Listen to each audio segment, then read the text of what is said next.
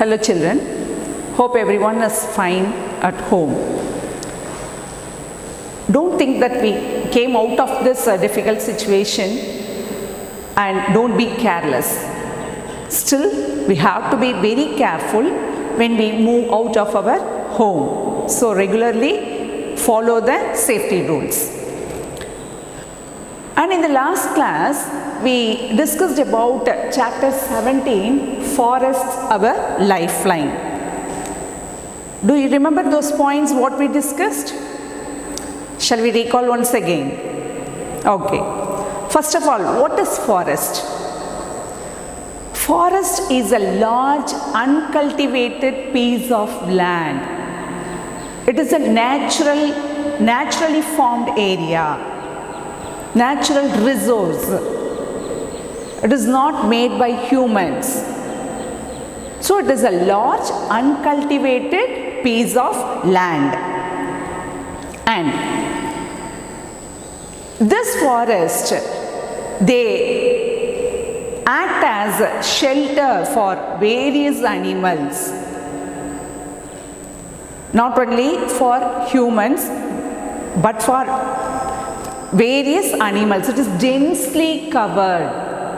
That means trees are very closely grown.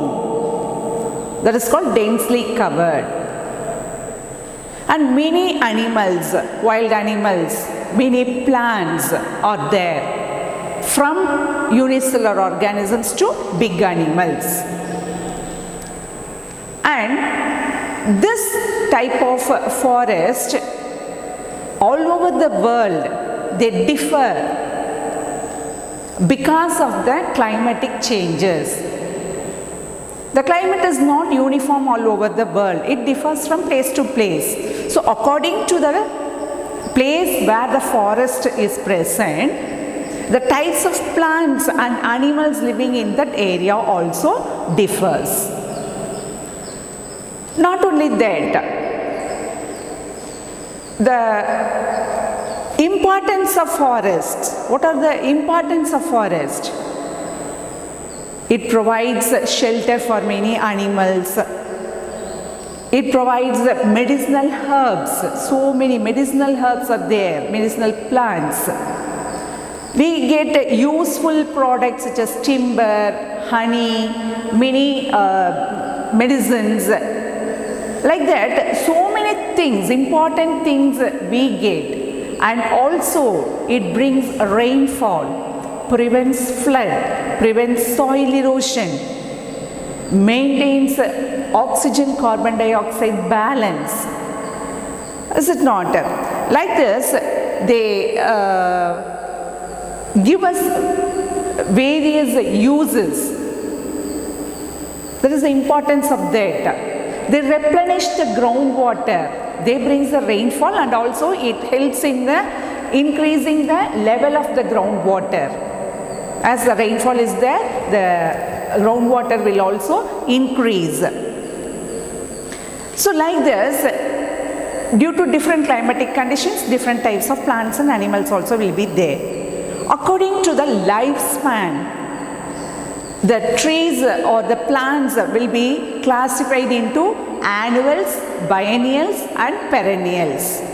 Do you remember those points? Annuals means what? The plants which have their lifespan for 1 year. Up to 1 year only they will survive, they will live. After that their life will get to an end and it will die. So such type of plants which will have the lifespan for 1 year are called annuals. Biennial means which have their lifespan for 2 years. Many shrubs will have that lifespan of 2 years. Then perennial means the plants which have the lifespan for more years. For example, trees, tall trees and all. They will live for many years. So, according to the lifespan, the plants are divided into annuals, biennials and perennials. Next one, according to the layers. In forest, many layers are there. according to the height and size of the plants. So, according to the layers, the plants or the herbs or the plants which are in the ground level, they are called forest floor. They form the forest floor. Example, grass, small herbs and small shrubs and all, they form the forest floor. And the topmost layer of the forest, they are called roof of the forest. Which will form the roof of the forest? Already we discussed what is that crown of a tree. The branchy part of the tree above the stem is called crown, and those crowns of tall trees, the topmost layer of the crowns, they form the roof of the forest, and that is called as canopy. That is called as canopy. That they form the roof of the forest. Canopy means what? Topmost layer of crown. So already you know what is crown. The branchy part above the stem is called crown, and those crowns are of different shape and size, we discussed in the last class. And the topmost layer of those crowns, they will be branched and they will join together with each other, and they will form the roof. For example, in our home there is a roof. Is there any hole in between? Nothing is there, is it not? No empty space. So like that, those top layer of those crowns, they form the roof of the forest, which will, as the forest is very dense, they form the canopy. This roof of the forest is called canopy, and they will not allow the sunlight to enter.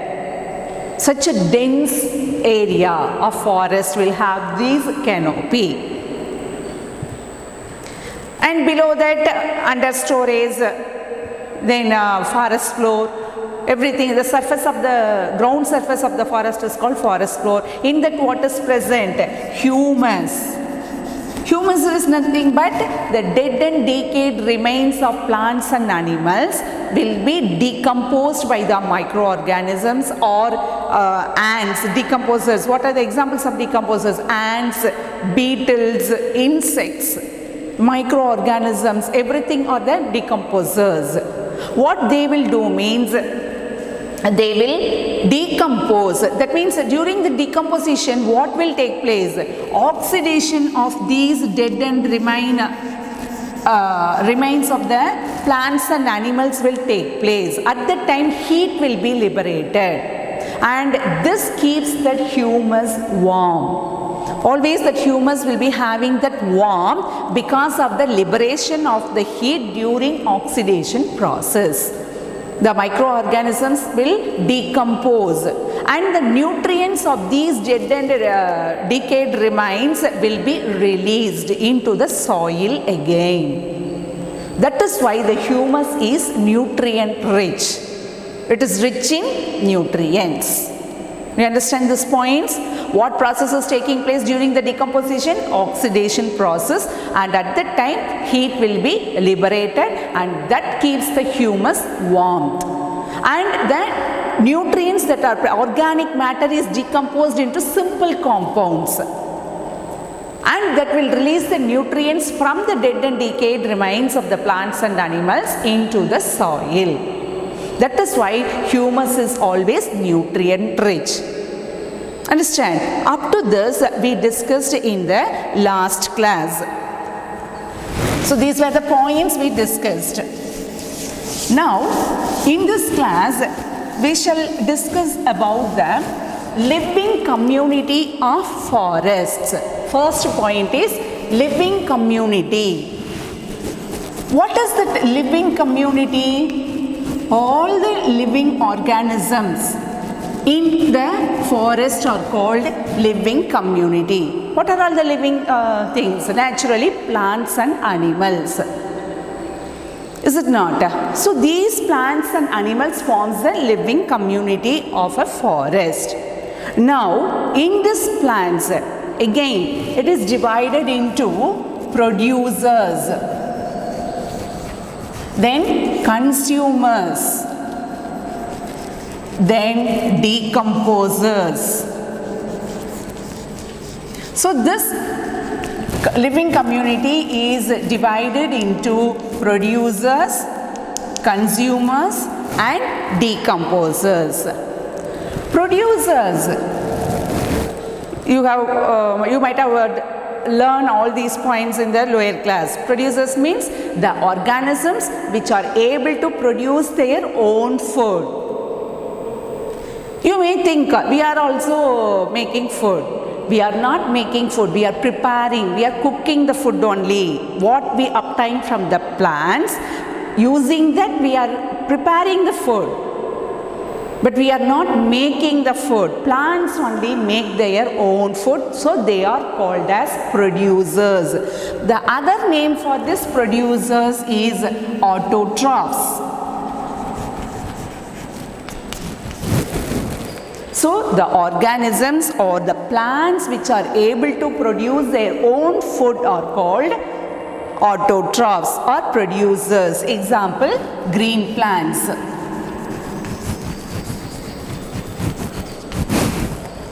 Next one, consumers. So, other than the plants, green plants, all others including humans, everything is consumers. So, the organisms which get the food from the producers are called consumers. That means it is otherwise called as heterotrophs. Autotrophs and heterotrophs, the organisms which get their food from the plants or from other organisms are called, which depend on other organisms are called heterotrophs. So again, this heterotrophs is classified into herbivores, carnivores, omnivores and saprotrophs. So this heterotrophs is further classified into herbivores, carnivores, omnivores and saprotrophs. Herbivores means what you all know, which depend only on the plants, which eats only the plants. Deer, rabbit, then what else? Goat, cow, elephant. So those animals or organisms which eat only the plants are called herbivores. Then carnivores. Carnivores means which eat the flesh of other animals, not the plants. Directly they won't eat the plants.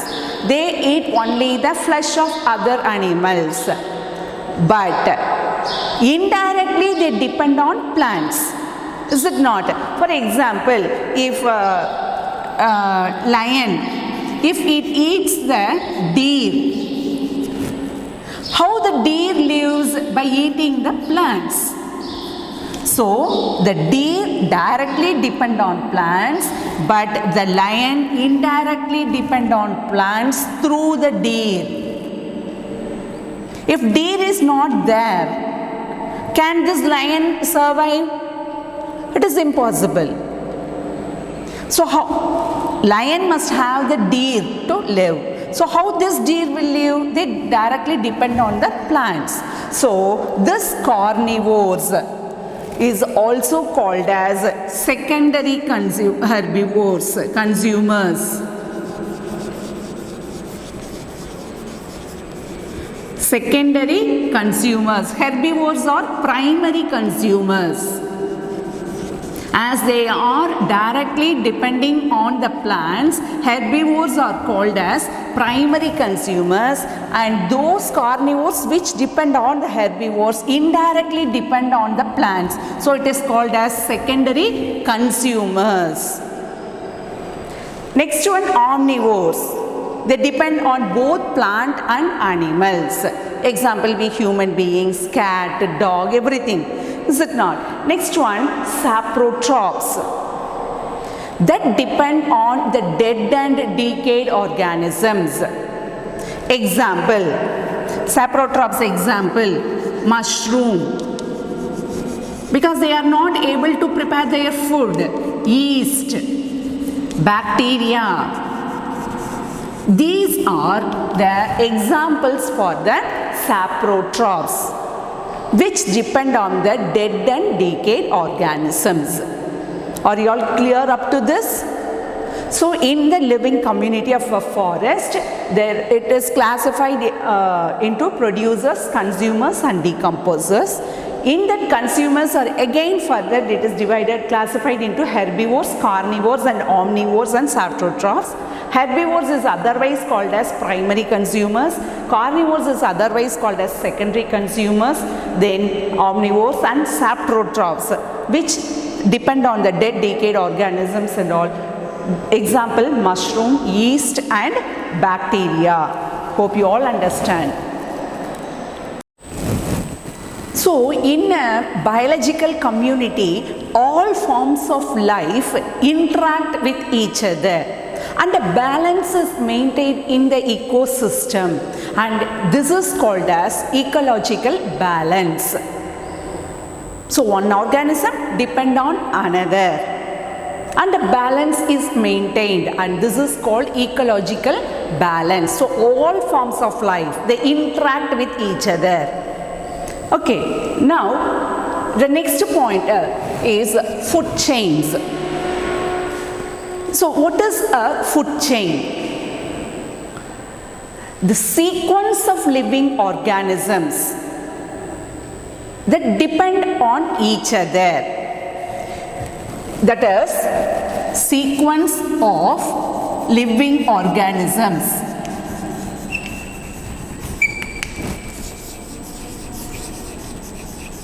So, sequence of living organisms in which one eats another. That is called food chain. For example, typical example, grass. Grass is eaten by, let us keep as grasshopper. This grasshopper will be eaten by frog. Then this frog will be eaten by snake. The snake will be eaten by owl. So like this, the sequence will be going on in an ecosystem. So the sequence of living organism that eats another one is called food chain. For example, plants or grass. It is eaten by grasshopper. Grasshopper will be eaten by frog. Frog is eaten by snake, and the snake may be eaten by owl. Like this, it continues in an ecosystem. That is called food chain. The link between the living organisms. And there is an interlink between these food chains itself. That is called food web. That means in this, many food chains, they interlink with one another.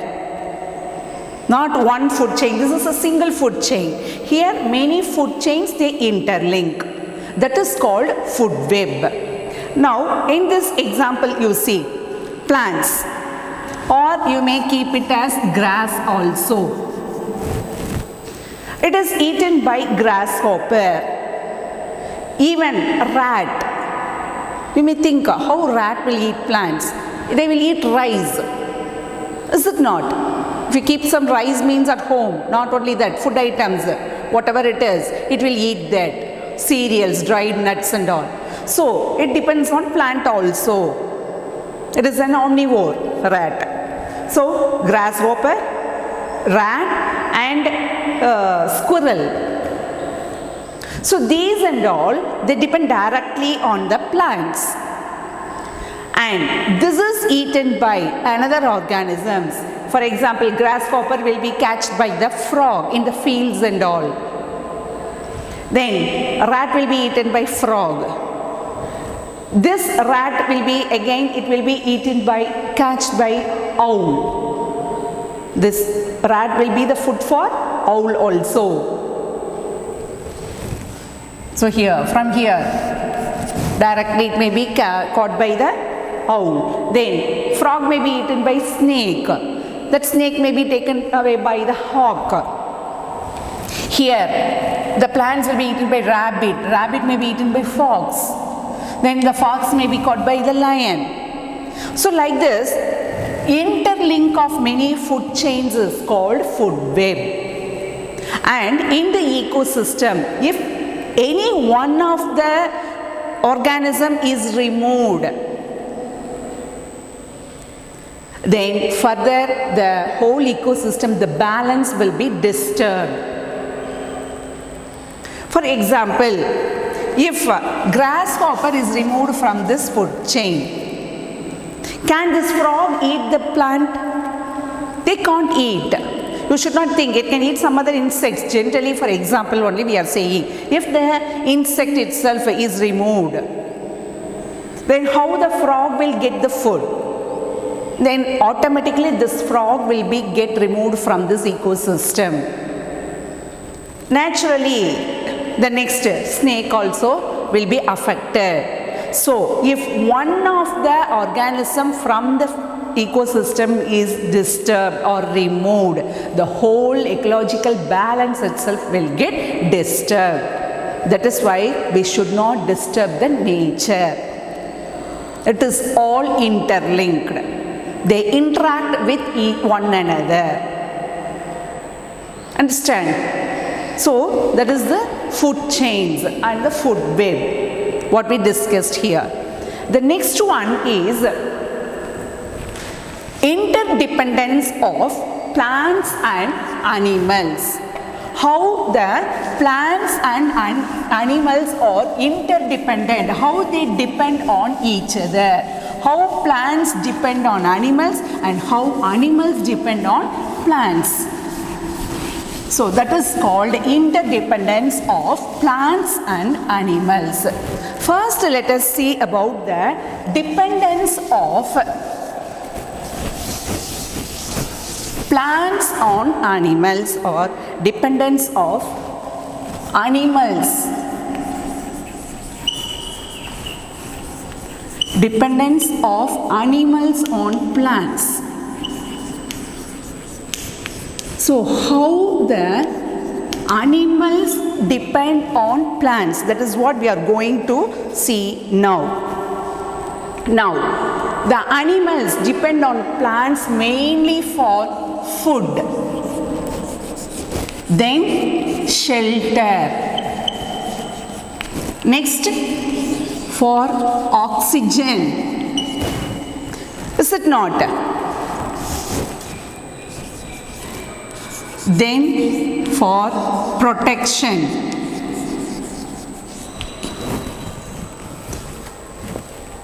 Now, naturally, except plants, every living organism is consumers. Is it not? So, naturally, animals depend on plants for their food. Now, only we saw in the food chain. The basic thing, the first level is the plants in the food chain, the trophic level. Understand? So, they depend on the plants for their food. Next, animals take shelter. Animals have different habitats to live. In the chapter 7 itself we discussed arboreal animals. That means those which live on trees. Example, monkeys, birds, is it not? Squirrels in deep forest and all, in evergreen forest and all, the animals won't come down, arboreal animals will not come down because everything is available on the top layer, on the canopy itself, as the forest is so dense and all the time all the food is available there. So like that, they take shelter. Some animals, they live on the holes of the trees. Woodpecker, owl, is it not? Bat and all, they will hang on the plants itself, trees itself. So many animals depend on the plants for shelter, arboreal animals.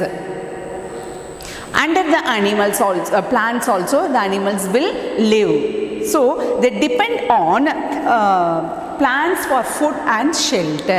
And main thing is oxygen.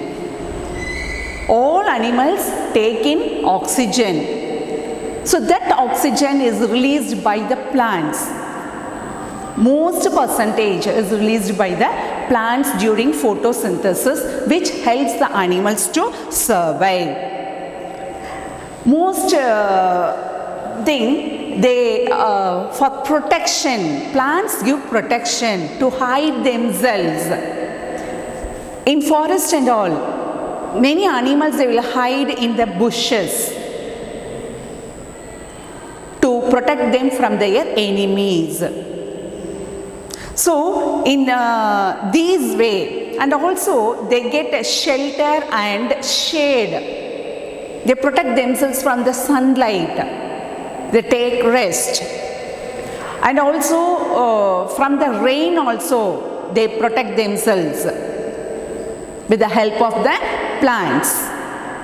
So in all these ways, the animals depend on plants for food, shelter, oxygen, protection, for getting shade and shelter. For everything, they depend on plants. Next one, how plants depend on animals. Now let us see how plants depend on animals. The next one. Now we saw how animals depend on plants. The next one, how plants depend on animals. The first thing is, the plants take in carbon dioxide during photosynthesis. That carbon dioxide is released by the animal during respiration. Always we release carbon dioxide. That carbon dioxide is taken by the plants for photosynthesis.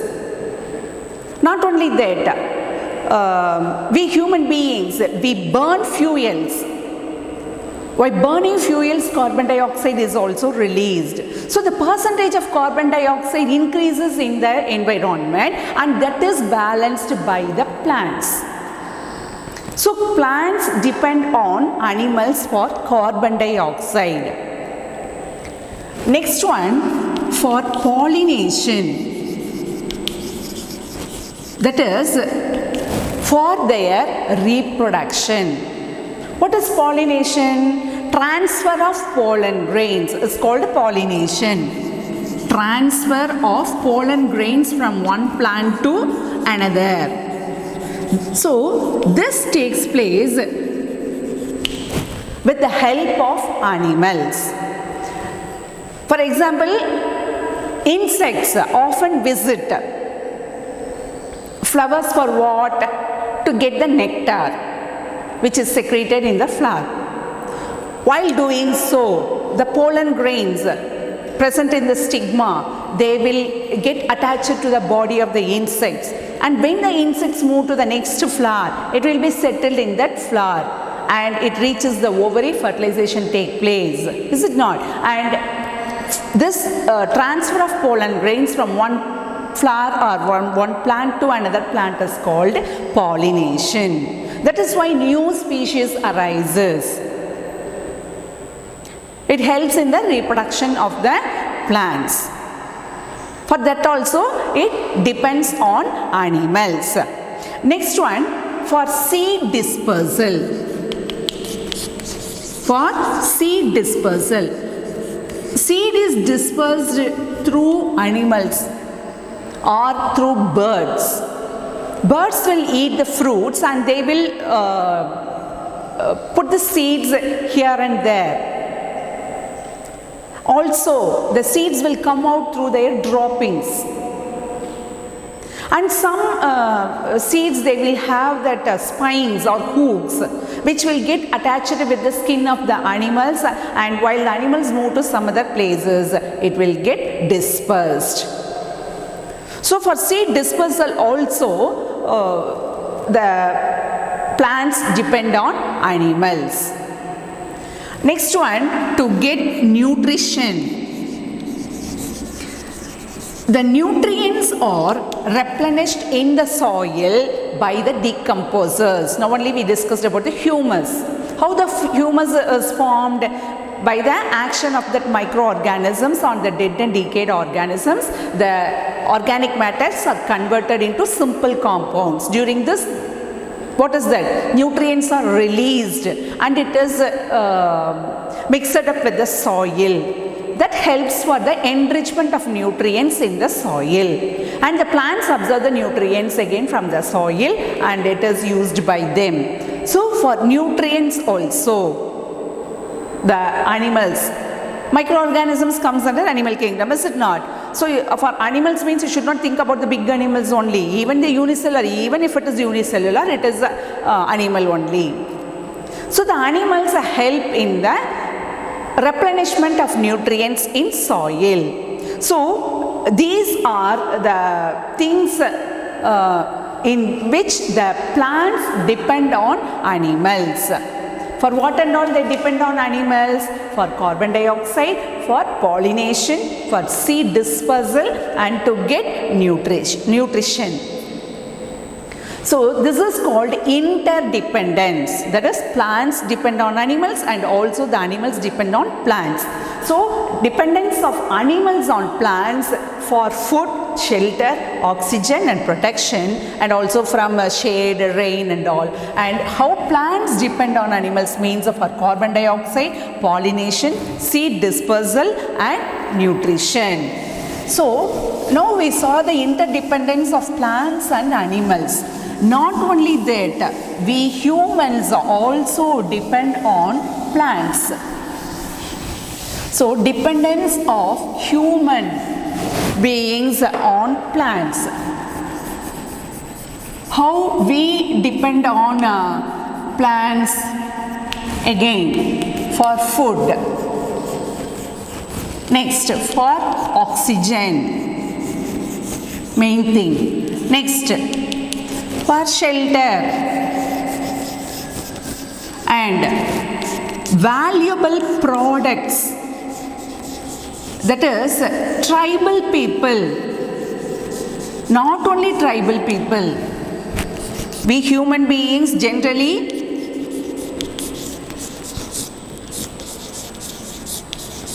what are the valuable products we get from plants? Timber, wood, honey, medicinal plants, is it not? So many things we get from the plants.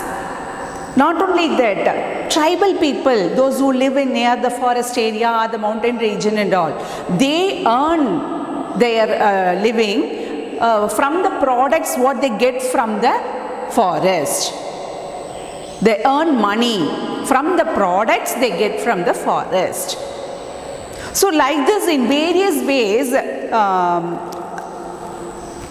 human beings also depend on plants, that resins, wax, natural wax, gum. So like that, various products, valuable products we get from the forest. So interdependence of plants, animals and human beings. We depend on for food, for oxygen, for shelter. With using the wood also we are constructing buildings, isn't it? Then valuable products like honey, wood, gum, resin, wax, everything we get from the forest. Then tribal peoples also, they get their earnings through the forest products they get from the forest. So in ecosystem, interlink of the life, interlink of life takes place that maintains the balance, ecological balance. And in the same way, the oxygen carbon dioxide ratio in the atmosphere is also maintained. Naturally, while we burn the fuels, more carbon dioxide is released. And not only that, naturally, that is why during the volcanic eruptions and all, more carbon dioxide will be liberated, and that also will be absorbed by the plants. That is why we have to grow more plants. Now, we saw about the dependence of plants and humans also. Next one, conservation of forests. Conservation of forests. Now, in the chapter beginning, we saw about the importance of forests. What do we get from the forest? Next, why do we conserve? Conserve means what? Protect. Why should we protect the forests? Because it maintains the oxygen carbon dioxide balance. Not only that, it reduces the soil erosion. First one, reduces soil erosion because the roots help the soil to remain in the same place. If the roots they form the network in the soil, it will not allow the soil to get eroded when the flood comes. And also it prevents flood. Forests prevent flood because the plants will absorb water. More water will get percolated into the soil and it will reach the ground floor. That means the water table. It will not get wasted. It will not get run off.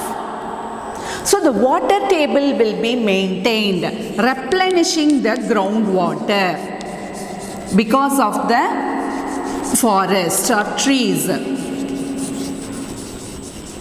Replenishing groundwater.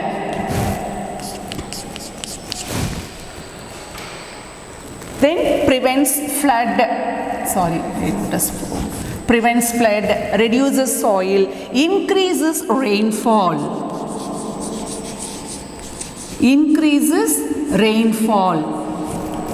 Then maintain the oxygen carbon dioxide balance. Maintain oxygen and carbon dioxide balance in the ecosystem.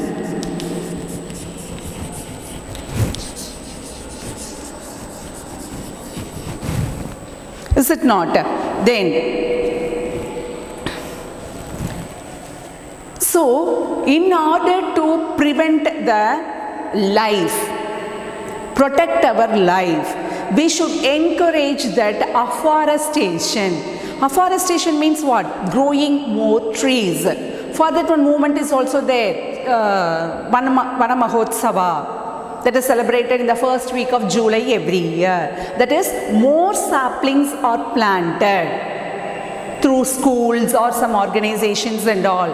And we should encourage the growth of the trees, which helps our life in many ways. So only if trees or plants are grown in more number, our earth will be green and the life will be happy. Or else the life will be affected. These are the consequences. Soil erosion, then flood will occur, groundwater level will decrease, water table water will not be there, then rainfall will decrease, oxygen carbon dioxide balance will not be maintained. So we should encourage afforestation and we should not cut down trees. That is, medium-sized full-grown 5 trees is essential for 1 person. It will produce, that is, medium-sized 5 full-grown trees gives out oxygen which is needed for 1 person. So think of our population. Our population is so high, so the requirement of oxygen will also be high. So if we go on cut down the trees, then how can we get oxygen? Then we will feel suffocation. It will lead to hazard, that is difficulty in breathing. So we should minimize the usage of wood, and we should prevent cutting down trees, and we have to conserve the forest, which are helpful in many ways. So these are the points we discussed today. Living communities of forest. What are the living communities? Both plants and animals, and they are again classified into producers, consumers and decomposers. Next one, food chains, the sequence of living organisms eaten by one another, which eats one another. And the interlink of food chain is called food web. Even if one component is removed, the whole food chain will be affected, which will disturb the balance in the ecosystem. Next, interdependence of plants and animals. So how plants depend on animals, how animals depend on plants, and next how we humans depend on plants, that also we discussed. Next one, conservation of forest. Why should we conserve forest? Why should we prevent the forest? What will be the ill effects? Everything we discussed. Hope you all understand well. Thank you, children.